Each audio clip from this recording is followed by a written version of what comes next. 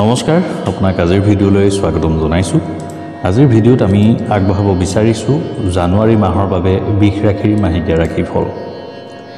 বৃষ ৰাশিৰ লোকসকলে 2024 চনৰ তুলনাত 2025 চনত ভাল ফল লাভ কৰিব। 2025 চনত শনিয়ে আপোনাৰ দশম স্থানলৈ ট্ৰেনজিট কৰিব আৰু আপোনাক উৎকৃষ্ট ফল প্ৰদান কৰিব, কাৰণ ই আপোনাৰ বাবে এক উপকাৰী গ্ৰহ। বৃহস্পতি আপোনাৰ বাবে কিছু সমস্যাৰ সৃষ্টি কৰিব পাৰে, কাৰণ এই সময়ছোৱাত আপোনাৰ প্ৰথম ঘৰত অৱস্থিত হ'ব।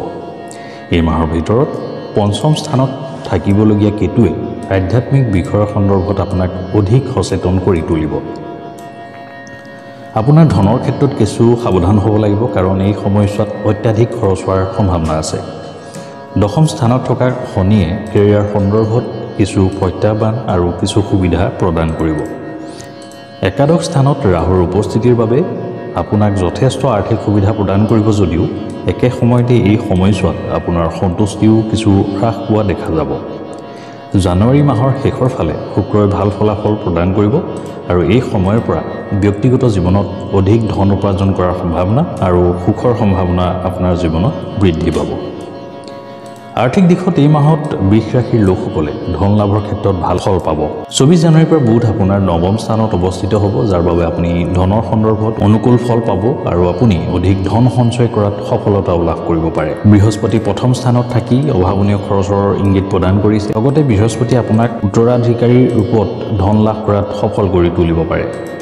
শুক্ৰই আপোনাক ভাল আৰ্থিক সুবিধা প্ৰদান কৰিব আৰু 28 জানুৱাৰীলৈকে আপোনাৰ বাবে অনুকূল হ'ব, কাৰণ এই সময়ছোৱাত আপোনাৰ একাদশ স্থানত শুক্ৰ উপস্থিত থাকিব। কেৰিয়াৰ ক্ষেত্ৰত বৃষ ৰাশিৰ লোকসকলে অধিক সুবিধা লাভ কৰিব, কাৰণ শনি দশম স্থানত অৱস্থিত হ'ব। চাকৰিৰ জৰিয়তে আপুনি অধিক সুবিধা লাভ কৰিব আৰু কামৰ প্ৰতি আপোনাৰ নিষ্ঠাৰ বাবে সেয়া সম্ভৱ হ'ব।